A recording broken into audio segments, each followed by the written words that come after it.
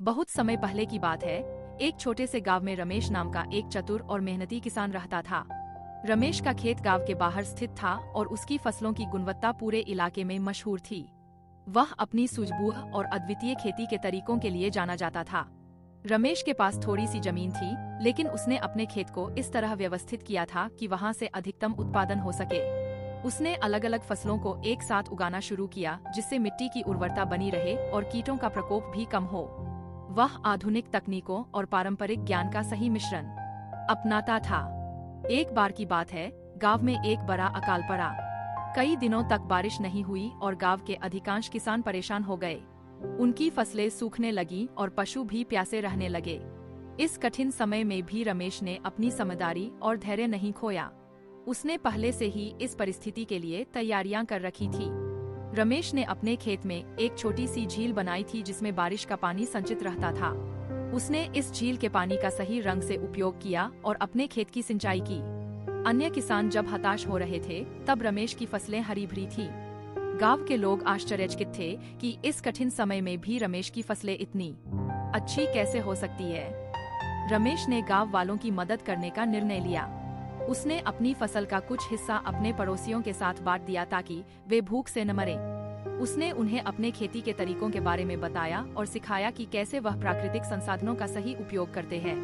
रमेश ने गांव के किसानों को सिखाया कि कैसे वे भी जल संरक्षण कर सकते हैं और सूखे के समय में अपने खेतों को बचा सकते हैं। उसने उन्हें बताया कि वे अपनी भूमि को विभाजित करें और विभिन्न फसलों को एक साथ उगाएं ताकि मिट्टी की उर्वरता बनी रहे और फसलों को आवश्यक पोषक तत्व मिलते रहें।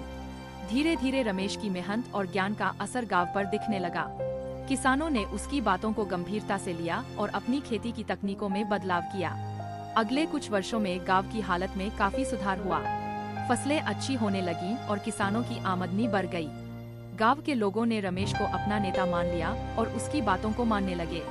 रमेश ने भी गांव के विकास के लिए कई योजनाएं बनाई और उन्हें सफलतापूर्वक लागू किया। उसने गांव में एक स्कूल की स्थापना की ताकि बच्चों को अच्छी शिक्षा मिल सके और वे भी अपने जीवन में सफल हो सके। रमेश का जीवन पूरी तरह से बदल चुका था। वह अब सिर्फ एक किसान नहीं था, बल्कि गांव का नेता और मार्गदर्शक बन गया था। उसकी सूझबूझ और मेहनत के कारण गांव की किस्मत बदल गई थी। समय बीतता गया और रमेश का नाम दूर दूर तक फैल गया। आसपास के गांवों के किसान भी उससे मिलने आते और उसकी सलाह लेते।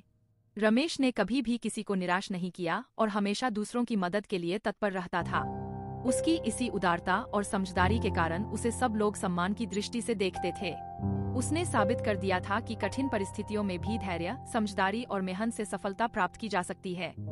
रमेश की कहानी आज भी उस गांव में सुनाई जाती है और लोग उससे प्रेरणा लेते हैं। रमेश ने यह भी सिखाया कि ज्ञान का सही उपयोग करके न केवल अपनी बल्कि दूसरों की भी मदद की जा सकती है। उसकी कहानी एक सच्चे नेता और समाज सेवी की है, जिसने अपने ज्ञान और मेहनत से पूरे गांव की तकदीर बदल दी। इस प्रकार चतुर किसान रमेश की कहानी हमें यह सीख देती है कि विपरीत परिस्थितियों में भी हार न माने, धैर्य और समझदारी से काम ले और अपने ज्ञान का उपयोग दूसरों की भलाई के लिए करे। यह कहानी हमें प्रेरणा देती है कि मेहनत और सच्चाई से किए गए प्रयास कभी व्यर्थ नहीं जाते और अंततः सफलता मिलती है। अगर आपको हमारी कहानी अच्छी लगी हो तो एक लाइक जरूर करें और चैनल को भी सब्सक्राइब करें।